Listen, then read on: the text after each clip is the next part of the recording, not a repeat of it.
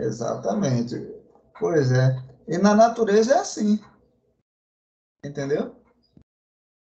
Quando uma coisa chega para tomar espaço, né, de outra coisa, né? Entendeu? Quando é desproporcional à lei da própria natureza, entendeu?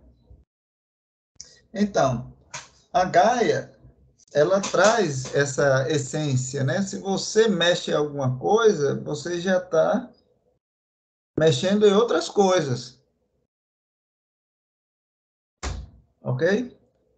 E dentro dessa perspectiva, as mudanças de uso de solo, o aumento populacional, entendeu? Falei a questão das cidades que cobram demais do campo, e assim vai caminhando a humanidade. E quando a gente vê o meio físico, tenho certeza, se você fechar um quarto aqui, pode vir daqui a 1000 anos, tem umas rachaduras, porque mas o meio físico vai ser sempre meio físico. Agora, o meio biológico, ele depende do meio físico. Entenderam? Tem uma retroalimentação a partir do meio físico. Por isso essa importância ambiental, né, do estudo, do conhecimento. Aí temos a conservação da biodiversidade, né? In situ, on farm, né? Agora, esse on farm é com a participação dos agricultores. E o que é esse bendito on farm, né? É o seguinte, é você manter dentro das comunidades locais, né? Manter mesmo, conservar, né? O, a diversidade, estudar para isso, né? Certo? E são os agricultores que estão à frente, certo? Esse sistema está sendo utilizado em várias partes do Brasil, mas eu comecei a entender isso aqui através vamos dizer, desse esquema, né? Entendeu? Olha aqui, agrobiodiversidade na agricultura industrial. Tá vendo o tamanho do círculo? Ok? Agrobiodiversidade crioula e biodiversidade conhecida. Ok?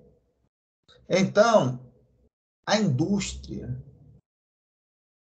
ela troca, né, com a biodiversidade que já é conhecida, com a agrobiodiversidade crioula, mas ela sempre será esse pinguinho aqui.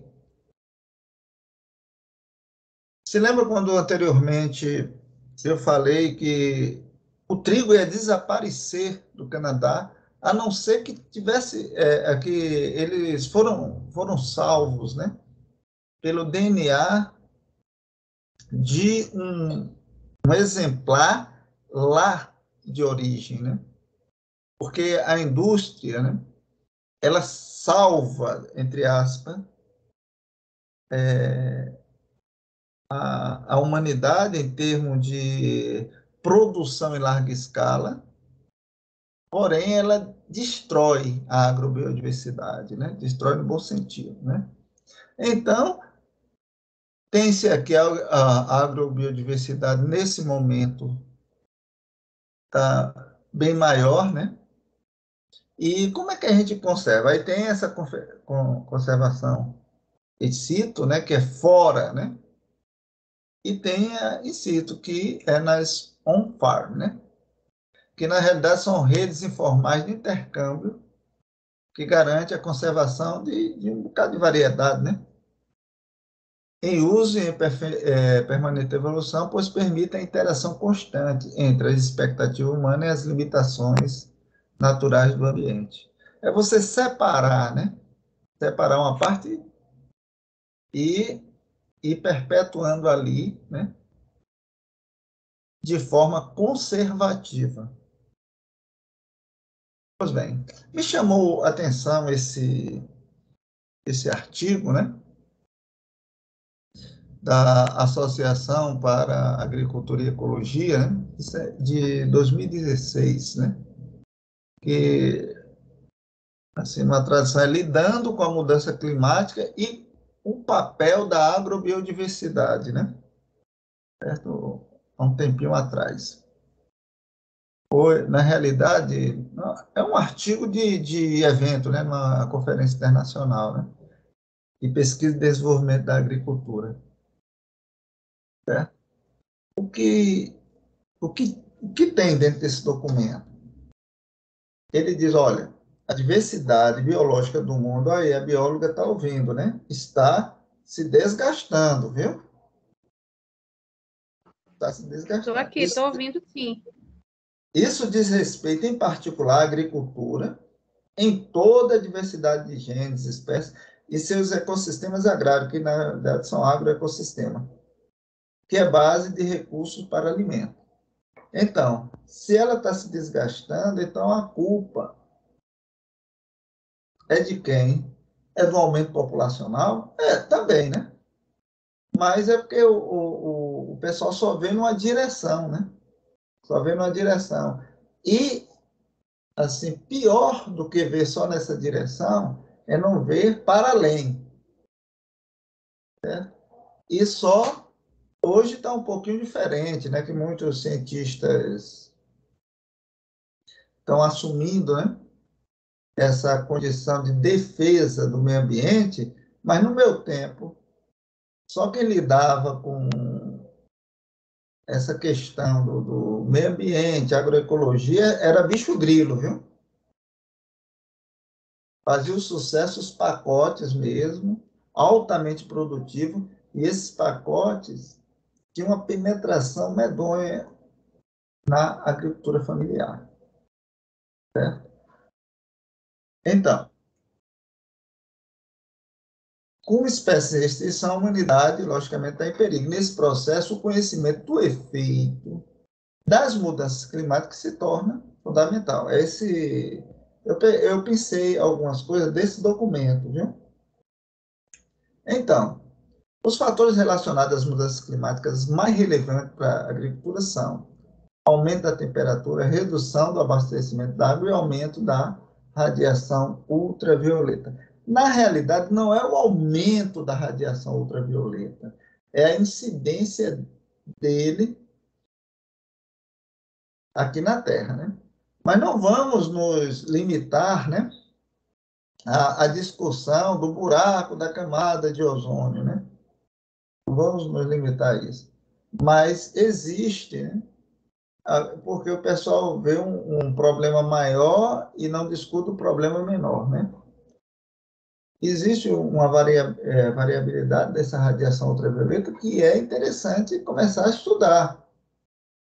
Como eu falei, aquela bandinha da radiação ultravioleta que o Boleira vai explicar na outra semana, ela pode acabar rapidamente com as plantas, ok? Aí, e de quem é a culpa? A culpa é de todo mundo, né? Porque aumenta-se outros elementos dentro da camada atmosférica, né? E diminui os mais importantes, né? Apesar de ser gases minoritários. Se você for ver a camada atmosférica nos primeiros 25 quilômetros, 98%, quase 99%, todo mundo sabe. É nitrogênio, né? E oxigênio. Mas a gente está falando de moléculas, gases, né? Está falando da atmosfera, que são minoritários, porém tem um poder de aquecimento, tem moléculas de poder de aquecimento 10 mil vezes em relação ao CO2, que hoje é considerado o quê? O vilão das mudanças climáticas, né? Entenderam? E quando uma pessoa chama atenção assim no artigo em 2006 e a gente não vê que causou burburinho, é porque não tem, vamos dizer, não existe uma estratégia de causar um dano econômico a curto prazo, né? Se existisse, já tinham, vamos dizer, tomado o pé desse problema. Entenderam? Então, ele continua aí, viu? São esperadas implicações graves para a agricultura e o abastecimento alimentar, nomeadamente nas regiões subtropicais. Então, seriam as regiões, eu não vou dizer mais pobres, mais carentes, né? Porque as outras principais estão na parte ali entre mente da latitude média e um pouco acima, né? Como consequência, uma dupla estratégia é necessária: mitigação e adaptação às mudanças climáticas. Eu tenho eu vou mostrar aqui para cá. Eu tenho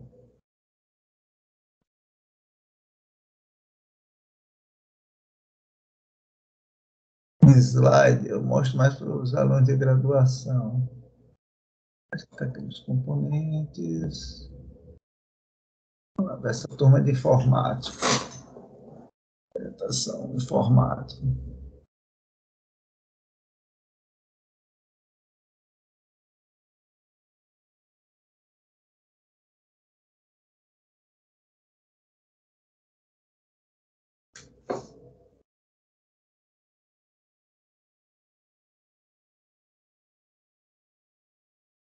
Informática, vamos ver aqui, deixa eu ver. Isso aqui. Para o futuro, mais de novos eventos biotecnológicos serão lançados nos próximos 10 anos. Não sei se eu já falei em algum momento, né? E vocês estão vendo aqui maior capacidade adaptativa em relação ao milho, com maior aproveitamento de nitrogênio e um maior rendimento. Tem outros com... isso aqui eu discordo um pouco, viu? É porque eu não entrei no âmago da pesquisa, né? Mas se for um transgênico, eu discordo, viu? Um pouco.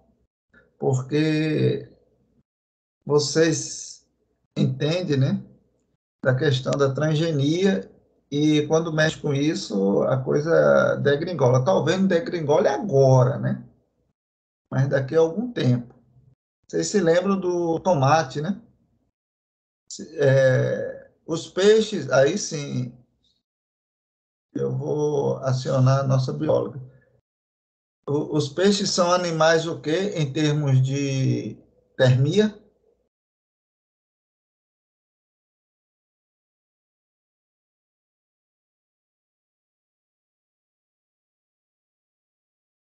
Está pensando, né, Neide? Nós, seres humanos, somos homeotérmicos, não é isso? E o peixe?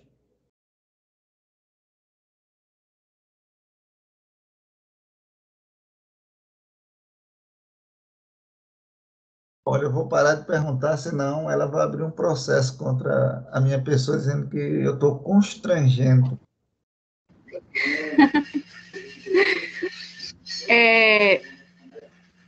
Os peixes, a temperatura deles varia de acordo com a temperatura do ambiente, né? Exatamente. São chamados pecilotérmicos, não é isso? Ou eu estou falando besteira? Isso, ou heterotérmicos, né? Mas é Exatamente. isso aí mesmo. Aí pega um genzinho dele, porque o tomate ele apodrece, né? E o peixe, se ele vai para o ambiente, aqueles lagos lá nos extremos, né? Quando congela, o peixinho está ali também congeladozinho, né? Se adaptando, né? Aí pega um gene dele, aí joga no tomate, o tomate aumenta o seu tempo de prateleira. Já ouviram falar sobre isso? Pois é, é isso.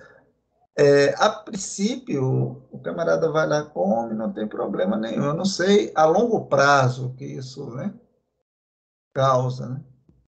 Então, é por isso que eu não sou, eu sou muito avesso à transgenia, mas está resolvendo muito problema, talvez apagando incêndio, para depois, quando vem a bomba, né? Mas vamos falar aqui dessa capacidade adaptativa da tolerância seca, por quê? Nas mudanças climáticas, né, na disciplina, a gente sabe que a seca ela é cíclica, né? Não é isso? Ela é cíclica. Inclusive, quanto maior o histórico que você tem de uma determinada região, você vê que a seca é cíclica, né? Porém, a água, ela, com o aumento populacional, a água não vai desaparecer. Ela vai se tornar indisponível, não é isso? Ela vai se tornar indisponível. Isso. E, e medidas como essa aqui é interessante, viu? Principalmente que o milho, ele vamos dizer, a base alimentar de um bocado de gente, né? Entendeu? A sorte é que o milho, ele é uma commodity muito forte, mas ao mesmo tempo, muitos países da África têm como sua base alimentar o milho. Aí, eu não sei se vai ser favorecimento ou não, eu não quero, eu não gosto de utilizar esse termo, né? Mas imposição escravista, né? Ó, aí depois que vocês lerem o Petmone, vocês vão entender. Dito isso, voltemos aqui. Vamos voltar aqui, certo? Então, essa dupla estratégia é necessária, certo? Por quê? Porque a biodiversidade ela desempenha um papel fundamental nisso, certo? Acabou a biodiversidade por meio das mudanças climáticas, acabou tudo. E isso exige uma revisão das abordagens atual de conservação. Aí a gente volta à questão, né? Essa parte que eu escondi é sobre a conservação, né? Para a diversificação com seleção varietal, uma solução proposta é aumentar essa oferta de variedade, acelerando o melhoramento genético para variedades mais robustas e, ao mesmo tempo, substituir variedades antigas do sistema de semente. Em vez de conservação e ciclo em banco de genes, um conceito mais amplo deve ser considerado com ênfase na conservação in situ e complementado por banco de genes. A razão é dupla. Por quê? Como as necessidades futuras são desconhecidas, né, o máximo de recursos genéticos deve ser conservado e com o menor custo público possível. Ou seja, esse artigo está dizendo que você não, o recurso público ele não deve se preocupar. Aí eu já discordo um pouco, né? Depois a gente vai ver aquele grande, como é que se diz, criopreservação lá da Noruega, né? Na fazenda, a conservação não é necessariamente menos custosa, mas os custos são suportados principalmente pelos agricultores e produz benefícios privados e públicos. Privados para o agricultor e público porque o pessoal não vai morrer e vai ter, né, eleitores. Né? E outra razão é que a adaptação dos recursos genéticos ao meio ambiente em mudança é necessária, né? A adaptação dos recursos genéticos ao meio ambiente em mudança é necessária. Aí eu corto aqui, aí já trago aquela conversa o nome do professor Flávio Justino, que ele queria pegar no banco de germoplasma, né? Variedades da década de 70 e plantar agora para ver, né? Porque de 70 para agora são 40 anos, né? Houve um aumento de temperatura, houve muitas mudanças em termos de uso de solo, né? Principalmente na região oeste, né? Porque quando você desbrava, aí o solo está ali bonitinho, mas você vai com sucessões de cultura, então o solo não é o mesmo, né? Se eu pegar essa caneta aqui, se eu estou falando aqui, mas vocês estão me vendo, né? Eu estou com a caneta na mão. E entregar na mão do George Harrison, né? Ele pede emprestado, eu entrego nas mãos dele. Tá? Ele assina e me devolve, né? Aí eu já entro, né? Já entro na perspectiva do Heráclito, né? Aí todo mundo já conhece. A única coisa que permanece é o quê? Pode falar.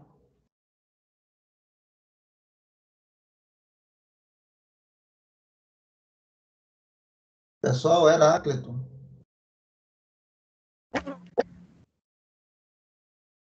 Ah, pode falar. É Rubem?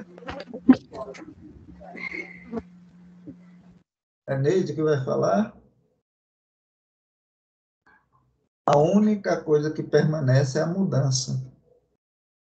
Então, quando o Harrison ele me devolve a caneta, ela está, vamos dizer, 30, 40 segundos mais velha, né? Ele não vai me devolver a mesma Professor, caneta. repita, Oi, repita só para me entender, só para mim. Repita o contexto novamente aí, só para mim. pois bem. Eu estou nesse segundo ponto aqui. A adaptação dos recursos genéticos ao meio ambiente em mudança é necessária. Por quê? Porque a condição ambiental ela vai mudando, entendeu? Vai mudando. E, notadamente, né, os recursos genéticos, as plantas, tal, ele tem que se adaptar. Tem que se adaptar. E se você observar um slide que eu mostrei, a agrobiodiversidade na indústria é aquele pontinho azul piquititito, que vai ser devastado se o homem continuar nessa mesma pegada, quando fazem os sinais da mudança climática, né? Aí vai acabar mesmo. E essa conservação, certo? In situ, no local, ou on farm, ela é interessante, por quê? Porque ela vai, né, aumentando, né, a sua adaptação, né? E aqui nesse primeiro, e também tem essa questão mais econômica, né? Um processo que você tem que expor o negócio ao meio ambiente, porque o meio ambiente vai mudando. Por isso que eu falei de Heráclito, né? Não se entra duas vezes no mesmo rio, né? Porque o rio não vai ser o mesmo. E você também, você vai ficar, você sai, fica mais velho, e quando volta, você não volta o mesmo. Nem a caneta que eu emprestei aqui para o Harrison, né? Isso acontece também com os recursos genéticos que nós temos, porque o mundo vai mudando, né? E mudando em termo populacional, mudando uma série de coisas. E mudando a população, muda também as estratégias, né? Antigamente a gente tinha disquete, depois passou disquete mais duro, depois passou para CD, DVD, hoje a gente tem pendrive, eu não sei o que é que vai acontecer amanhã, mas tudo isso que é, foi sucessivamente acontecendo, teve um custo ambiental. Então, mudou em alguma coisa. Por isso que eu falei a Terra Gaia, né? Se você tira alguma coisa aqui, você cria um vácuo. E alguma coisa tem que... É igual ao vento, né? O ar acende e o outro tem que ser, vamos dizer, preenchido. E isso tudo causa mudança. E se você for colocar, né, aí armazenar, né, no banco de genes, lá na frente, será que esse gene vai se adaptar ao mundo lá na frente? Alguém entendeu o que eu falei? Já tem alguma, já, eu estou compreendendo, professor. Já tem alguma, tipo, algum experimento em que foi, por exemplo, utilizado esse banco genético, sementes e tal, e foi verificado que a produtividade delas não foi tão eficiente quando comparada em tempos anteriores, por exemplo, quando ela estava bastante produtiva, para confirmar isso que o senhor está comentando, né? Que, tipo, agora está beleza, mas Boa daqui a pergunta. 10, 20 anos não vai estar, porque as condições vão estar Mas, diferentes. exato. O problema, sabe o que é? É porque eu não tenho conhecimento, deve ter experimento, né? A gente vai tentar fazer esse aqui. Mas o problema que eu acho é a quantidade de material genético, né? Já pensou? Aí é a questão, não sei se é do medo, do receio, tal. Aí eu planto, não dá certo, aí já perco, né? Então, eu não sei. Mas, Professor, infelizmente, diga, Então, se você tem conhecimento, pode então procurar.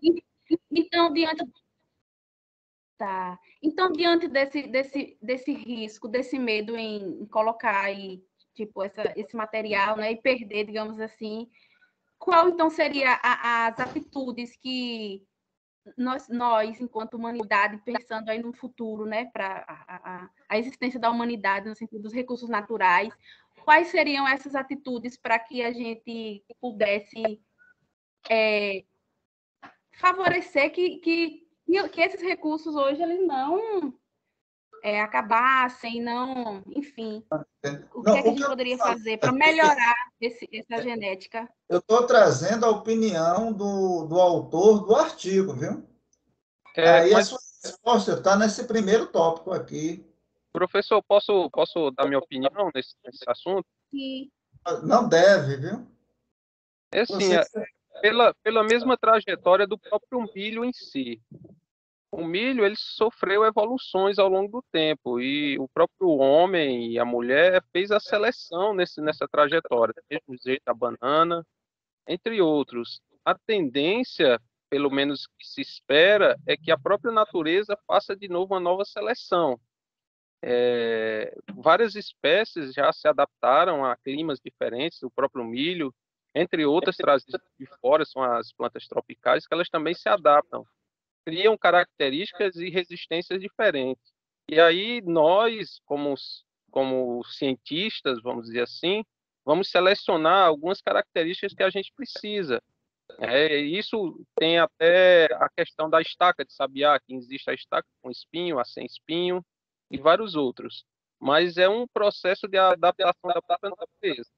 O milho em si foi uma seleção que a gente fez ao longo do tempo, mas estava lá na natureza.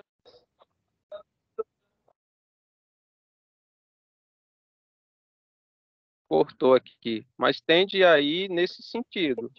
não, eu entendi. Mas tem uma coisa que é como a se gente. fosse uma seleção artificial, não é isso? Mas o No fim. problema, viu, é que essa seleção, o que você falou, de certa forma, está certo, que a Terra é revolutiva, viu? Tá ótimo. Mas quando a Terra está se destruindo, ou nós estamos destruindo a Terra, em todos os aspectos, eu falo de destruição, mas entenda, né? Não, eu não estou, né, jogando bomba e tal, mas há uma entropia nesse sentido, né? O medo, né, o receio, é porque diz, olha, está havendo um desgaste, está havendo desgaste, a gente não sabe se vai. Aí, como eu contei, até esse caso do trigo, já pensou se lá na origem não tivesse mais o trigo para acabar com essa doença lá em.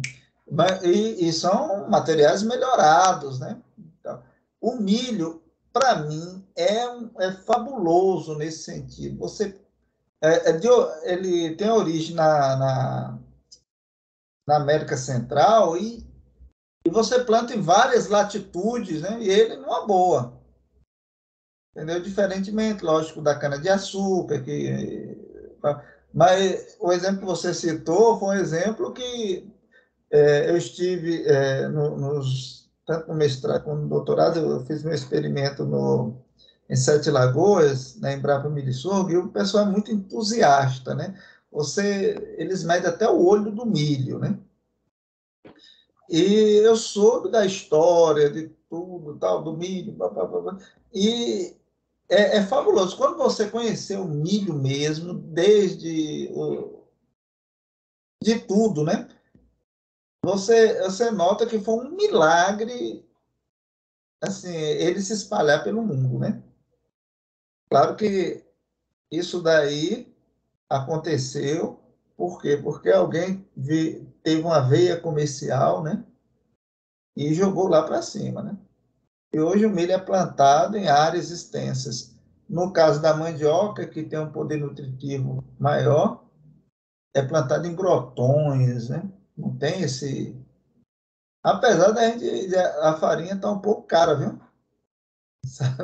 Mas isso aí, essa senoide, ela um pouco está lá em cima, outra está lá embaixo. Mas voltando aqui e respondendo, eu gostei da intervenção aí em relação ao milho. O milho é fora da curva, viu? O que o autor defende aqui é que dê, né, mais ênfase a fazer essa conservação in situ, né? In situ, desculpe. Em banco de genes dentro de propriedades, entendeu? Dentro de propriedades. Aí já tem as técnicas lá, tal, do que fazer in situ, né? Em banco de genes ultra congelados. É nesse sentido, viu? Aí eu não sei se eu respondi, que a solução seria essa, né?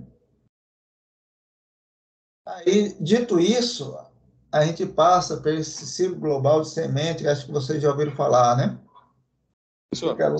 Oi, fala. só fazendo uma reflexão aqui também, que você estava comentando aí a respeito dessa conservação in situ, e in situ. De certa forma, acaba sendo um backup, né? In situ.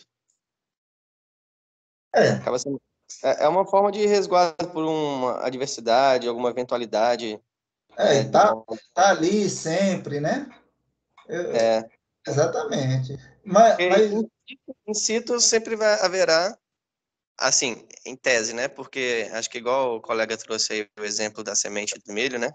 A gente sabe que se a gente parar para fazer digamos assim, um, um histórico, né? Uma avaliação, muitas sementes, muitas diversidades, muitas variedades foram se perdendo, às vezes por não ser, para um tipo de finalidade não ser muito bom, né? Para fins não econômicos, e quanto outras sobressaíram por conta, né, de alguns fatores. E isso, de certa forma, também, se a gente parar para pensar, existe uma perda genética, né? Mas que não vai ser pontuada. Mas, de certa forma, a importância é de ter essa forma de in situ, só como uma forma de backup, mas eu concordo contigo que a melhor alternativa, a melhor forma de fazer essas conservações dessa biodiversidade é através do in situ, localmente. ok. Até pelo Mas, processo de adaptação, até pelo seu próprio processo de resiliência, como o senhor comentou, né, de adaptação ao meio. exatamente. E como você falou, né, o backup vai passando, né? Vai passando e ele vai. Aí sim, viu? Eu não sei, acho que foi o Harrison que falou. Aí sim, ele vai se reinventando dentro desse processo de conservação farm ou in situ. É, entendeu? Sim, Mas no, vamos dizer, um grande movimento, né? Grande movimento foi feito, né? Depois que falaram de mudanças climáticas e tal, para que houvesse, né, vamos dizer, uma salvação para muitas espécies porque a gente quando fala de extinção, né, fala mais de animais, né? Mas de planta ninguém ousa falar, por quê? Porque as plantas que nós consumimos são as plantas que as pessoas produzem, né? Salvo vamos dizer, em alguns guetos, né, que tem uma alimentação diferenciada, culturalmente diferenciada, mas o que empurra no mercado é o que a gente compra, é o que a gente come, né? Teve um tempo que chegou o kiwi, todo mundo estava comendo kiwi, agora mais outro, é o que impõe-se para a gente, na realidade, né? Certo? Eu me lembro, né, Verdade. eu me lembro, Sim, para falar. assim, não é de agora não, viu? Que teve um tempo, né, que a produção, que os produtores de leite, né, ficaram injuriados porque no sul dos Estados Unidos o pessoal tomava muito suco de laranja, né? E ficava muito à mercê do Brasil quando dava aquelas grandes geadas. Aí pronto, era uma festa aqui em Frutal, São Paulo, né, que produzia laranja e mandava para lá, né? E isso salvando ou se resguardando as questões nutritivas, né? E eles fizeram uma propaganda do leite, velho, do leite, e parece que deu uma guinada. Eles investiram mesmo na propaganda. Leite é nutritivo, leite é isso, leite é aquilo. Então, deu uma guinada que o pessoal assim, diminuiu o consumo de suco de laranja e aumentou o consumo de leite. Eu estou falando, viu, pessoal?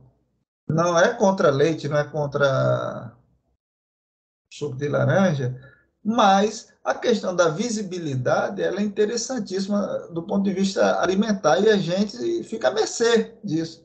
Se vocês buscarem assim essa questão da propaganda, teve um tempo, não agora, né? Teve um tempo que bombou venda de plano de celular, o celular e tal, e cerveja, porque era o que mais se via, né? Na TV aberta, propaganda de cerveja e propaganda de celular, né? Não, dessas empresas, Oi, Claro, tal, né? Então, isso daí vai aumentando. E na alimentação é assim. E pior ainda, porque nós necessitamos nos alimentar. E é imposto isso. Não é porque eu esteja contra mas é imposto pela grande luta, né, de um ou outro que quer colocar no mercado aquele produto. Aí isso daí eu me lembro, né, de um evento que vocês fizeram e entrevistou-se, eu não sei, se eu tiver errado vocês me corrijam, viu? Acho que era presidente de alguma associação de agricultura familiar ali de Juazeiro Petrolina, que ela foi questionada, poxa, mas vocês são ricos mesmo, viu? Porque quando eu vou pegar um produto orgânico da agricultura familiar é caríssimo. E a discussão rolava em cima de quê? Da comercialização do produto, né? Porque um produto orgânico se não for bem mais caro, é mais caro, né? E aí todo vamos dizer, todas essas capas são estudadas pelo PPG-ADT, né? A questão da economia, da produção, enfim, de tudo, né? Mas voltemos aqui ao silo, né? Esse silo global, ele foi construído, né? Com apoio, logicamente, da FAO, por causa da segurança alimentar e das mudanças climáticas, né? Entendeu? Ele fica numa ilhazinha aqui, ó. Olha, a 1.300 quilômetros do Polo Norte, bem aqui é a Groenlândia, né? Então, tá ali. São, assim, a gente chama de crio é gelo, né? Criopreservação, né? Ele é uma criopreservação de nitrogênio líquido, né? E, salvo engano, viu? Se vocês depois podem pesquisar, menos 196 graus Celsius. Aí, os pesquisadores, nesse sentido, viu, pessoal? Nesse sentido, os pesquisadores dizem que podem ser conservados, o material que está lá pode ser conservado, regenerado e plantado em condições saudáveis, né? Aí tem material de todo mundo, de todo o globo. Eu me lembro quando eu apresentei isso aí, como é que se diz? Uma doutoranda da primeira turma já entrou em contato querendo mandar alguma coisa para lá, viu? Certo? Mas, enfim, aí vocês podem entrar na página, ver como é, o que, né? E aqui é recursos de planta genética, né, para alimentação e agricultura, né? É suportado pela FAO, ok?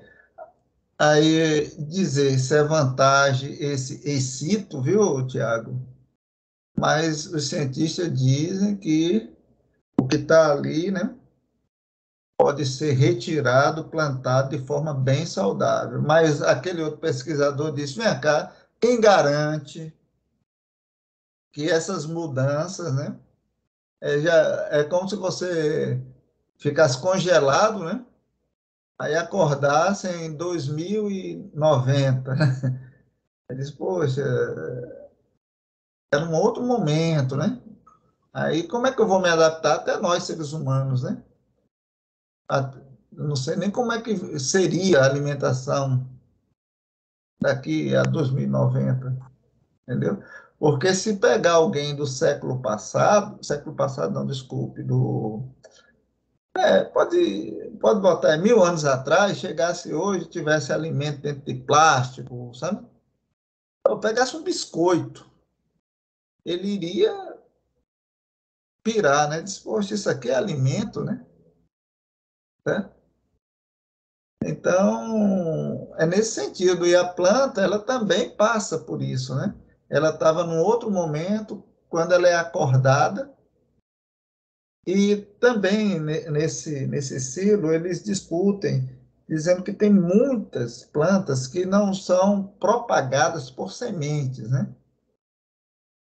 Aí guarda uma parte, né? Uma parte da planta que pode ser reproduzida. Bom, como inferência, eu sei como conclusão, né? Isso, conclusão dele, viu? Há pouca conscientização dos profissionais da estreita relação entre mudanças climáticas e o papel que a agrobiodiversidade tem a desempenhar. É imperativo gerenciar a agrobiodiversidade de forma sustentável. É imperativo sobre todos os aspectos, né? O pessoal joga logo segurança alimentar, né? Na frente, né? Como carro-chefe. Porém, as mudanças climáticas, como foi dito aí, afeta todas as esferas da sociedade, inclusive a agrobiodiversidade, certo? Dito isso, eu vou passar esse material para você. Oi, pode falar. Quer que eu volte o slide? Não, só comentar sobre aí a cápsula do tempo, né? Você está falando da cápsula do tempo. Sim, velho. Tem um documentário na National Geographic sobre ela. Uhum. E eles dizem o seguinte: na verdade, tem um acordo internacional entre os países que contribuíram, né, diretamente com a cápsula e principalmente com a isenção das sementes, desses países, dessas nações, criarem um espaço e ele está sempre replicando, né, e multiplicando com as sementes que cada país, né, com as sementes que cada país tenha que manter reservado para fazer isso. Um banco de germoplasma também, ou um banco de manutenção de germoplasma. Ele tem um acordo, eu vi isso no documentário da Nation. Só que muitos países não cumprem isso, né? No Brasil, eu nem sei se está cumprindo. Não, mas não é bem mais fácil você, eu não vou dizer confiscar, né? Mas você ter uma terra, por exemplo, o Brasil tem uma terra federal e poder fazer isso de forma não industrial. Eu chamo industrial. Por que industrial? Porque você cria uma geladeira, gasta energia, uma geladeira, tá? Gasta energia. Então, não é mais fácil manter, como fala o Tiago, como backup? E principalmente o Brasil, que não tem problema Aí ele pode manter, né, nas diferentes regiões,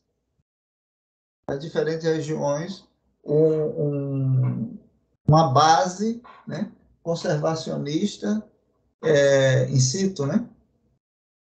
Então, eu não vejo... Agora, isso seria um programa, certo? Não é um programa de Estado, não de governo, né? Botar até constitucionalmente que o governo que assumir vai dar continuidade. É bem mais fácil do que você gastar, fazer um banco de germoplasma aqui em cada país, né? Certo? Agora, em países como Bélgica, Holanda, que tem poucas áreas, aí não tem que fazer E Bélgica é uma das signatárias, viu, desse silo enorme. Mas faz um silo industrial, né? Mas no país como o Brasil, eu acho que seria interessante, né, ele fazer uma base conservacionista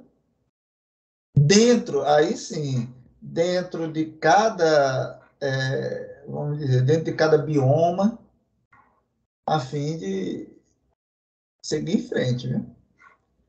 Bom, esse Cauê de Souza, ele é brasileiro, viu, pessoal? Ele fez essa tese, acho que é uma tese assim que contempla a nossa disciplina, viu? Eu vou ceder para vocês, vocês podem até ver aí e tirar, né, que está disponibilizado, né? Agrobiodiversidade e adaptação ao clima, percepção para gestão de risco na agricultura de pequena escala, né? Entendeu? Aí esse é um cara até novinho. Eu busquei a informação dele, mas disse que essa tese é de 2020, viu? Mas quando eu tentei até contato com ele, mas eu não sei se ele ainda está no SEAT, né? Ele é bolsista. O que é que ele trouxe, né, nessa tese? Porque nessa tese tem vários artigos, né? Vários artigos.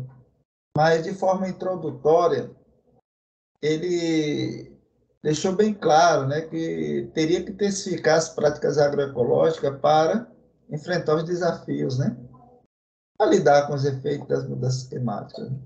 Então, a agroecologia na realidade, é a sobrevivência, sabia? Vai ser a sobrevivência. Quando daqui a 20, 30 anos tiver um colapso, pode ser até mais para frente, tiver um colapso dessa produção em larga escala, vão procurar na agricultura familiar, né, com práticas agroecológicas, a solução para esse colapso, né? Aí eu já expliquei, né, para vocês quando eu deixo esse vermelho maior, né, para destacar, né? Ele fala que essa transformação envolveria, né, uma série de abordagens integrativas, né, para ajudar os agricultores a reorientar suas práticas agrícolas para garantir. Agora, observe bem, tudo isso que ele está falando é o que vocês já fazem normalmente, entendeu?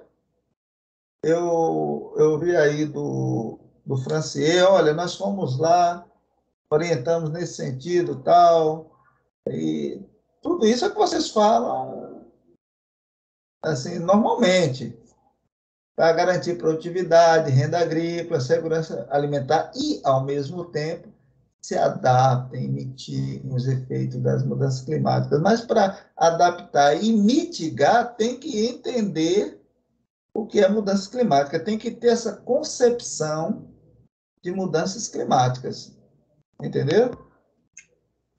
Então, a diversificação com o uso de manejo de variedade de cultura ou sistema é uma das abordagens mais promovidas.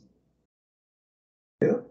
Aí a gente entra, né, diversificação, então agrobiodiversidade, né? No entanto, essa abordagem precisa ser explorada para identificar soluções locais que englobem a complexidade do sistema de cultivo com suas interações ecológicas e fatores abióticos. Perdão, isso aí deveria ser também vermelho e grande, né? Fatores abióticos, interações ecológicas com os fatores abióticos. Volto, como é que se diz, a questão aí do Francier, que ele diz que tinha pequenas localidades com características de solo e microclima diferente, né? Então, teria que ser uma solução para cá, outra solução para lá, mas o que é que, vamos dizer, está externando todas essas palavras, que a gente tenha essa percepção de risco, não é percepção de que o agricultor familiar ele não está tendo lucro e a gente tem que fazer com que ele gere lucro, né? Não, não é essa percepção, não. Isso seria um desdobramento, é a percepção de que o mundo está mudando por conta das ações antropogênicas, que vai se desdobrar em mudanças climáticas e que quem está imbuído dentro desse processo extensionista, tentando buscar soluções locais, tem que ter essa concepção, essa consciência de risco, do risco iminente das mudanças climáticas. O objetivo dessa tese, ela é imperioso que vocês leiam, viu? Fornecer uma visão e desenvolver métodos para apoiar os agricultores e as partes interessadas na adaptação de sistemas agrícolas a um clima em mudança, especificamente os pequenos agricultores, respondendo as respostas. No primeiro artigo que ele manda, a consciência sobre clima pode influenciar as decisões de adaptação sustentável em pequena propriedade?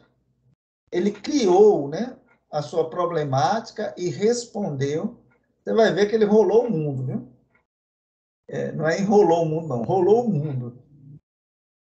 E ele respondeu essa pergunta, né? O artigo 2. Qual o futuro das atuais combinações agroflorestais no sistema de produção de café e cacau? O cacau pode se tornar uma alternativa adequada em áreas vulneráveis de produção de café? Aí vocês estão vendo, né? Que ele trabalhou, olha, se um acabar, o outro tem a mesma característica, e aí? Não é acabar com a savana e plantar soja, não é desse jeito, não. O quarto, os testes participativos de safra nas fazendas podem gerar percepções sobre o manejo de variedade para adaptação ao clima? O artigo 3, a gente vai mostrar esses artigos. 5. Uma abordagem descentralizada, baseada em dados, pode melhorar a seleção de genótipo em ambientes desafiadores de produção agrícola? Aí, depois vocês ficam, né, dizendo, mas professor, o senhor fica fazendo perguntas, né? A melhor forma de você responder uma pergunta assim dessa problemática é por meio de um artigo sistematizado, né? E o artigo 5 e 6. Podemos desenvolver ferramentas, ele até utilizou em uma delas o RE, né? Que permita o fluxo de trabalhos reproduzíveis e replicáveis para domínios de recomendação de cultura, ok? Onde ele fez as pesquisas para responder, né? Ele foi nas principais regiões, América Central, África Oriental e Sul da Ásia. Entendeu? Aqui nessa parte da América Central, essa parte da África Oriental, aqui no Sul da Ásia. Olha a quantidade de pontos que ele pesquisou aqui na Índia. Ele teve um trabalho intenso, né? Essa parte da África Oriental, né? Também ele pesquisou em vários pontos, visitou, né? E aqui na América Central, essa parte em Honduras, Nicarágua, ok? Vamos lá. Essas regiões que ele visitou, se lembra lá em cima, no início, quando eu coloquei a parte do Vavilov, certo? Essas regiões são caracterizadas por sua riqueza de diversidade de planta, sendo o centro de origem e domesticação de alimentos, culturas importantes, como feijão, milho, cacau e por aí vai, né? Trigo duro e café na África Oriental e arroz e trigo para o pão no sul da Ásia, né? Essa parte aqui. Então ele disse, olha, eu vou trabalhar dentro dessa perspectiva lá na origem, né? Primeiro artigo, né? Tratando. É porque eu botei artigo 1, artigo 2, né? É. Ele faz uma análise da percepção de agricultores sobre o clima e suas compreensões em relação à mudança nos padrões climáticos, bem como as suas escolhas de prática agrícola para se adaptar a essas mudanças, né? Então, foi no Journal of Rural Stewardship, né? Ele teve, né? Acho que entrevistou, né? Que eu dei uma lida nesse artigo. Já no outro, né? O futuro do café, né? O francês ele trabalhou, né, na Mesoamérica, na América Central, com agrofloresta, né? Certo? O planejamento do uso da terra, considerando os efeitos das mudanças climáticas por meio de combinações agroflorestais e a implantação de café na Mesoamérica ou América Central. Já nesse artigo, né, ele que é o manejo, né, de adaptação, né, ele traz o registro de dados específicos do efeito da variação do clima no desempenho varietal, ou seja, a predição, né, a estimativa do desempenho de de variáveis climáticas em todas as estações de cultivo, né. Aí ele coletou muito, mas muito dados. Se vocês lerem esse artigo, vocês vê, poxa, esse camarada, porque dizem até que pesquisa tem um percentual de inspiração de suor, né? Ou de transpiração de suor e uma parte de inspiração. Nesse aí teve muita transpiração, viu? Tem um outro que ele fez uma seleção hegemônica com os agricultores, com participação dos agricultores, né?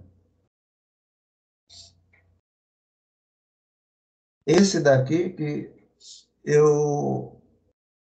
como é que se diz?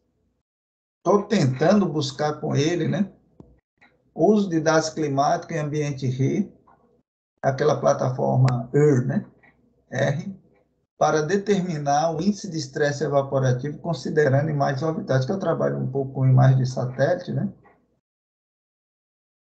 Esse aí foi o que mais interessou. Ele trabalhou com precipitação, né? E o trabalho com precipitação, aí já chama a atenção de vocês, é um pouco mais, vamos dizer, mais fácil, porque os dados não demandam de equipamentos muito sofisticados, né? E tem uma rede de postos pluviométricos muito mais densa se for comparar com estações, né?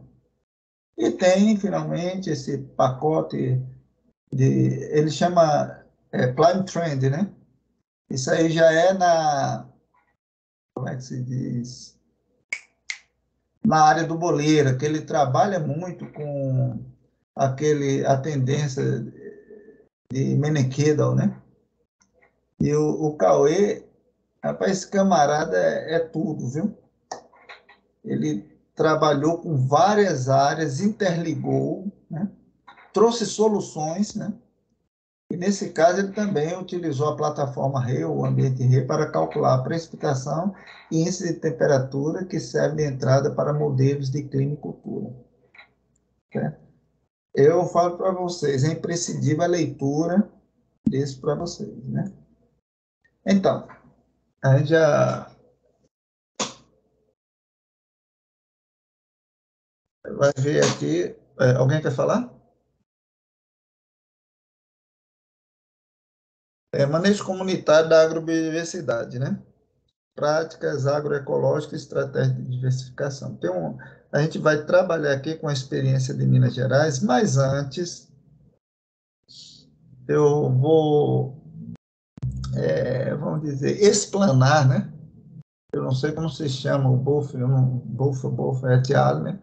Que ele fala que esse manejo da agrobiodiversidade implica na adoção conjunta e técnica diagnóstico e intervenção participativa, que se baseia em alguns princípios fundamentais. O que eu vou colocar aqui, eu creio que vocês todos que trabalham diretamente, né, com os produtores em suas respectivas modalidades, o Tiago com mel, com melicultores, né, o francês já com agricultores mesmo, por aí vai, né? E a Neide que está inaugurando aí, eu não sei se... Porque quando se trabalha com pólen, né, é uma coisa mais fechada, né? Mas vamos lá. Vocês vão se identificar com, vamos dizer, um desses princípios, né? Primeiro, valorização do conhecimento tradicional e científico dentro de um contexto integrado, ok? Mesmo sabendo que o conhecimento científico foi a posteriori do conhecimento tradicional, eles ainda estão integrados. Eles não desdizem, né, um do outro. Utilização, outro princípio, utilização de estratégia de produção baseada na sustentabilidade dos sistemas agrícolas de produção familiar. Então, se a gente está querendo fazer esse manejo da biodiversidade, tem que vislumbrar essa produção familiar. Não vá lá Aí o que eu estou falando aqui, que é da região, entende. Não vá nos Misotes, nos Busatos, tem o Paulo Misote, do Busato, os Francioses, né, aqui, que não vai ter condições não, viu? Certo? O Rorita, né, que é um outro grande grupo, não vai não. Terceiro, utilização de métodos participativos integrados de pesquisa, de ensino e de extensão. Aí, a gente... eu não vou colocar aqui, porque vai ser difícil pegar o slide, também foi uma falha minha, né? Que esse tripé da universidade, né? Ensino, pesquisa e extensão. Mas o que diferencia aí são os métodos participativos e integrados. ok? Tem gente que só vai com resultado de pesquisa, tem gente que vai sem técnica de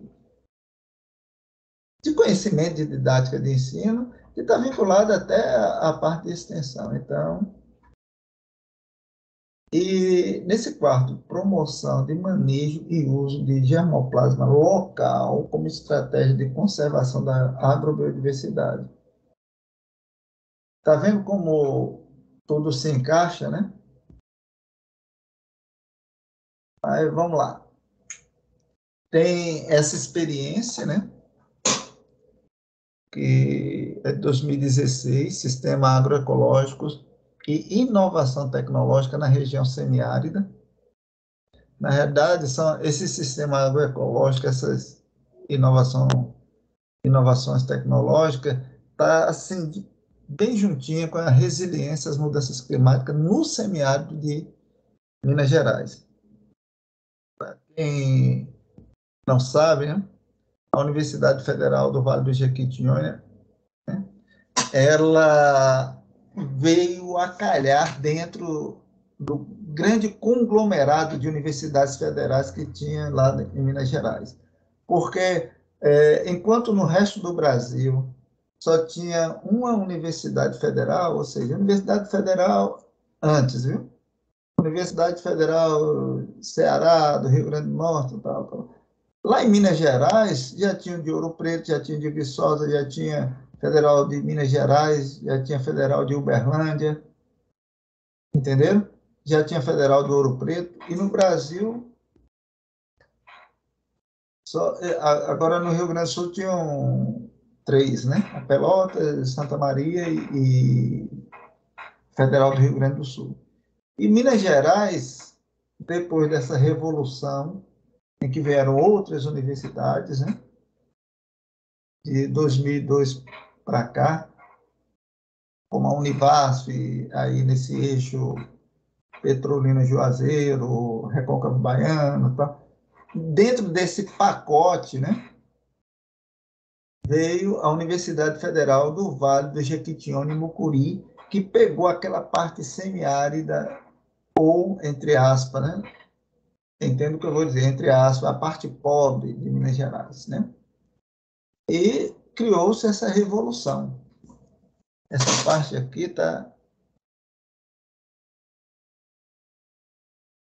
tem uma população de mais de 2 milhões, certo? Aqui ocorre o encontro de 3 biomas, um pouquinho para cá, Mata Atlântica, certo? Aqui embaixo, mais ou menos, o Cerrado, e aqui em cima, a Caatinga, né?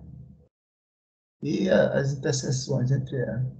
40% da população vive na zona rural e está entre as regiões brasileiras com maior adensamento de agricultores familiares, né? E mesmo pelas essas características de encontro desses 3 biomas, o que isso poderia favorecer? Alta diversidade de fauna, flora, que se traduz em ampla, né, agrobiodiversidade, quando associada às espécies introduzidas pelas agriculturas praticadas pelos camponeses, né? E os povos e comunidades tradicionais estão ali. Então, encontrou-se uma oportunidade, né, de trabalhar. A universidade olhou, vislumbrou, essa aqui é a nossa região, então encontrou-se essa oportunidade. Da mesma forma como nós estamos aqui na Agroecologia e Desenvolvimento Territorial, que assim, encontrou-se esse formato para poder ajudar, qualificar vocês, porque na realidade vocês são doutores sem ser doutores, viu? Vocês estão apenas se qualificando, mas vocês já são doutores na área. E o que é que eles fizeram, né? Eles identificaram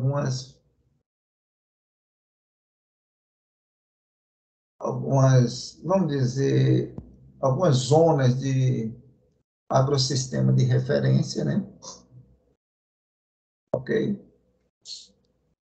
E começaram a analisar o manejo técnico produtivo e as inovações tecnológicas, né? Então, foram, né, 12 regiões dentro da região de estudo, né? Aí tem algumas coisas que vai ser muito maçante, né, passar aqui, né? Da família de Antônio e Maria, aí tem o histórico deles, entendeu? Por exemplo, aí tem o manejo técnico produtivo e as inovações tecnológicas. Então, na mesma área ele tinha culturas anuais e perenes, espécies arbóreas, frutíferas e outros, né? Aí, para as práticas no agrossistema, aí tem o transporte de material orgânico encontrado na mata, galho e tal, e outros resíduos orgânicos, como bagaço de cana, para fazer cobertura de solo. Aí eu me lembrei também do Francier, a questão da cobertura, conservação da umidade e alimentar os micro-organismos presentes. Isso daí é uma técnica para não deixar o solo exposto e sem vida, né? Aí isso aí já é uma parte mais biótica, né? E a professora Eliane vai falar sobre a questão da nucleação e a gente está trabalhando com outro professor para falar sobre bactérias, né? Adubação orgânica, com coquetel de legumes, como mucuna, feijão de porco e andu, a introdução de algumas plantas reconhecidas como adubadeiras, como capim, plantas nativas, bananeiras e cordões de nível para contenção de erosão. Muitas coisas que a gente chama de prática de agrossistema, né, são técnicas que já foram desenvolvidas e manejo, o professor disso vai falar, eles são nível de cordões e nível de contenção de erosão já é, como é que se diz, conhecido, né? Mas algumas especificidades que eles chamam com essas plantas adubadeiras, enfim. Então, o mais importante foi o intercâmbio e o monitoramento participativo. A gente tem aqui vamos dizer, um resultado, né, desse levantamento, né, das questões para o monitoramento participativo desses agrossistemas de referência, né? E o que foi levantado? Cobertura de solos, área cultivada, ocorrência de erosão do solo, problema de autonomia de água, permanência da água no agroecossistema, biodiversidade nativa manejada, agrobiodiversidade, ou seja, biodiversidade cultivada, variabilidade genética, diversidade e variedade da mesma espécie, agrobiodiversidade animal, produção para geração de renda e produção para consumo, ou seja, soberania alimentar. A bem da verdade, essas questões, né, foram levantadas e foram traduzidas, claro que eles não, e foram traduzidas para serem, né, conhecidas, né, conhecidas ok? E aqui tem alguns resultados, né? Quanto mais se aproxima daqui, né, mais se aproxima, quanto mais se aproxima daqui é que está top de linha, né? Certo? E o que menos tem é a agrobiodiversidade animal, né, que a nota é de 0 a 5, né? E a agrobiodiversidade, eles têm numa boa, certo? Autonomia de água, cobertura do solo ainda está faltando alguma coisinha, né? Na avaliação dos próprios agricultores, né? Primeiro foram feitos o levantamento e, como é que se diz, tem na avaliação dos agricultores e na avaliação dos técnicos, né? Esse material eu vou deixar com vocês, depois vocês dão uma olhadinha, que podem até fazer um trabalho nesse sentido, né? Aí a média das avaliações, né? Pois é. Tem uma dissertação que eu achei interessantíssima, né? Caminhos da agrobiodiversidade, rede de troca de semente e sistema agroecológico santo-catarinense. Alguém perguntou, olha, mas qual é a temática que a gente vai fazer o documentário? Por isso que eu estou colocando aqui. E nessa tese ele trabalha muito com a rede de troca agrícola, né, de troca de semente, que isso daí, se for sucesso em todo o Brasil, né, os produtores de semente vão ficar irritados, né? Mas é claro que isso aí é dentro de pontos de agricultura familiar, né? Porque quando o agricultor ele vende um produto, um saco de semente, aí ele já joga lá no saco de semente. Inclusive, alguns dados, como graus dias, percentual de germinação, tem ciclo, potencial produtivo, tem todas essas características. Agora, quando você faz essa rede de troca de semente, você não tem essas características, não, né? Não é uma crítica, não, é apenas uma observação, né? E o mais interessante, né? Capacidade adaptativa dos sistemas agrícolas locais. Né? Aí aqui ele dá ênfase à agricultura ancestral, né? Conhecimento local e a diversidade intraespecífica de plantas domesticadas, erosão cultural e genética, que são ameaças à agricultura local. Olha como está integrado a erosão cultural, viu? A erosão cultural, como está integrada, né, à ameaça à agricultura local. E as estratégias de conservação in situ, on farm e in situ, né? E aquela questão da agricultura orgânica e agricultura agroecológica. Nesse trabalho, ele dá ênfase, né? Aqui é só, se vocês quiserem, aquele menino, o Cauê, né, o doutor Cauê, ele está vinculado a esse Centro Internacional de Agricultura Tropical, né? Aí tem um documento bem interessante, sim, onde nós trabalhamos, né? Onde nós trabalhamos. Aí tem, em 3 regiões, mais de 60 países, temos 21 escritórios, né? Base de escritório, e uma equipe de 1.000 pessoas, né? Aí é só para... Mas esse documento é super legal, né? Algumas estratégias de sustentabilidade, né? E esse que eu estou apresentando aqui foi atualizado, né? De 2018 a 2020. Então, vamos para cá, né? Que é o documento. Ele tem a gestão comunitária de biodiversidade, promovendo resiliência e a conservação dos recursos genéticos vegetais. Olha aqui, gestão comunitária, né?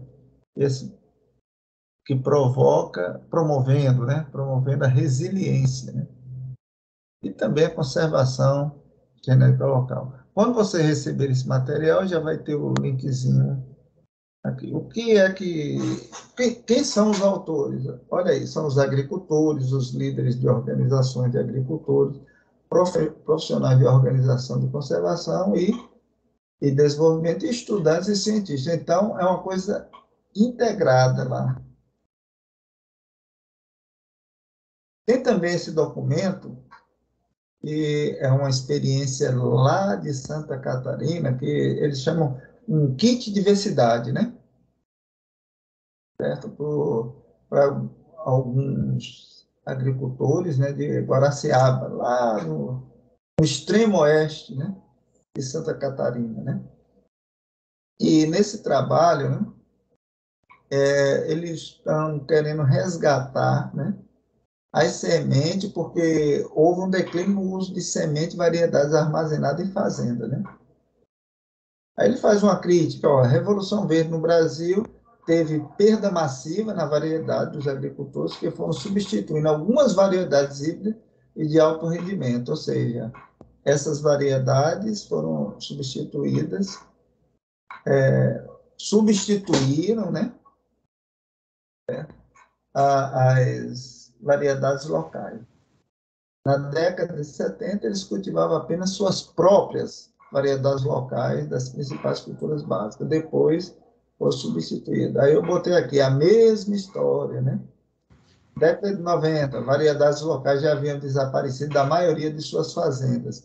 E eles ficaram dependentes das sementes de fonte externa. Por isso que quem é dono da semente é dono de tudo, né?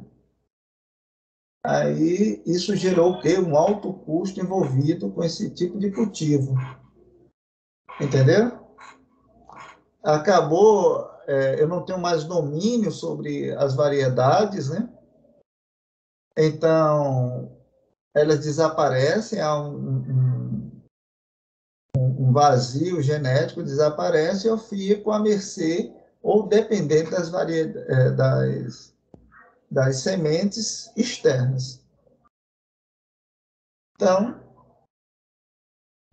o Programa de Desenvolvimento de Microbacias, né, ele foi implantado e houve assim, vamos dizer, essa intervenção como unidade piloto no município de Guaraciaba, né,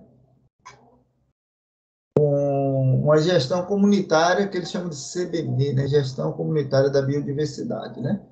E como foi isso? Né? Como foi isso? Primeiro, eles começaram a entender, né, o que estava acontecendo, né? O entendimento do contexto local. Depois eles começaram, né? Eu passo um entendimento do contexto local. Depois o desenvolvimento de a gente chama plataforma comum, né? Certo? Eles começaram a discutir, disse, olha, o que é que a gente tem que resolver, vamos resolver de forma comum. Depois eles implementaram esse kit de diversidade, né? Eles identificaram, né, as famílias, algumas famílias, para multiplicar as sementes, né? E coordenaram tudo, né? Nessa produção de semente, pronto, implementaram o kit. Depois, esse kit foi distribuído. Isso não foi da noite para o dia, não, foi passo a passo. Depois esses kits foram distribuídos, certo? Na microbacia. E o quarto passo, no caso, foi o monitoramento, né? Certo? O que foi que eles aprenderam através dessa ressubstituição, né? Certo? Por quê? Porque nesse primeiro passo, eles identificaram quais seriam as culturas prioritárias na localidade e identificaram, né, as variedades disponíveis ali localmente, mesmo que tenha pequenas e tal. Aí desenvolveram, né, a participação, identificar as famílias. Você quer criar um banco aqui, né? Tal. E tudo foi feito, esses passos foram feitos dentro da própria comunidade com a ajuda deles. Né? E as lições aprendidas, né, nessa experiência. O interesse dos agricultores em experimentar novas variedades era um dos principais incentivos para plantio de sementes incluída nesse kit, né? Por quê? Porque o cara estava lá plantando uma coisa, eu tenho que comprar ali, então, mas disse, olha, eu quero utilizar isso. O espírito inovador e a curiosidade dos agricultores, apesar de terem sido reprimidos pela Revolução Verde e industrialização da cultura, ainda estão vivos e podem ser revigorados, né? Eu não sei, foi você quem falou aí, falou botar como é que você diz? Um pulverizador costal para meter agrotóxicos, tal. Acho que eles já estavam cansados disso, né? Estavam cansados. Profunda relação da agricultura, agregados dos agregados familiares com seu ambiente e a sua observação contínua dos resultados do seu trabalho. É o seguinte, quando você chega com um pacote pronto, só faça aí e produza. É uma coisa, né? Quando você diz só faça, produza, veja aí se deu certo, se não deu certo, né? Reavalie, né? Isso é interessante, porque a Revolução Verde, ela não é, vamos dizer, impositiva só para o agricultor familiar, não foi impositiva só. Eu fiz alguns experimentos na época que eu trabalhava na IBDA, em algumas fazendas, e era uma coisa absurda que eu via, viu? O gerente da fazenda já comprava os agrotóxicos das pragas que ainda viriam, que ele pensava que viria, e fazia, como é que eu poderia dizer, pulverizações preventivas, né? Entendeu? Porque o cara já deixava, o consultor, junto com o vendedor, já deixava ali tudo pronto. Aí pronto, vendeu, a amizade é a mesma e vamos embora. Né? E vamos embora. E, diferentemente dessa relação, né, da microbacia, perguntava, e aí, deu certo? Vamos fazer diferente, né? Aí, essa contínua, observação contínua dos resultados, né? O impacto econômico desse kit de diversidade é um fator importante quando uma família produz sua própria comida, desculpe, ela garante um aumento em sua renda, reduzindo os custos das compras domésticas de alimentos. Ok? Só um detalhezinho, é porque dentro do artigo, eu não passei a caracterização, mas eram agricultores familiares mesmo, né? Os agricultores agora estão cultivando variedade de origem e qualidade conhecida, portanto, evitando alimento altamente processado e industrializado.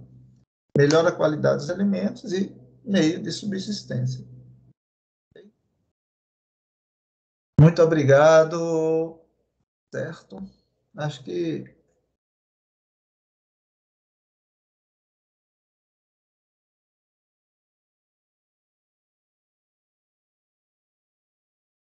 é, eu vou passar esse material para vocês e vocês estarão aptos, né? Diz, olha, eu quero trabalhar o meu documentário com isso, com aquilo, nessa parte, naquela outra, e por aí vai, né? Tá bom? Tem alguma coisa a considerar? Tu vai mandar essa tese Oi? para a gente também? Vou, tá. Tu vai enviar essa tese que tem aí já? Eu vou mandar o pacote para vocês, mas entendo, né? Não é pacote tecnológico, não. Tudo isso que eu passei para você vai ficar à disposição, viu? Não se preocupe e tal. E Excelente. vou mandar mais um. Tem muita. Excelente. Tem uma parte que eu não coloquei aqui, que é pesquisas dentro da comunidade, né? São muito invasivas, eu não quis trabalhar com isso, não. Viu? Aí, o que é que vocês vão ver nesse sentido, né? Ver onde vocês podem trabalhar. Muitos de vocês já trabalham, né? Sabe muito mais do que eu, já trabalham. Mas onde vocês podem abordar essas experiências, né? Para, como é que se diz, fazer o curta-metragem. Tá certo? Sem, claro que eu julguei, né? O aspecto abiótico, o Leira vai falar muito mais aprofundado, né? O aspecto abiótico, enfatizando as mudanças climáticas, né? Entendeu? Mas isso daí você pode pensar essas 3 últimas experiências que eu passei para vocês e trabalhar com isso.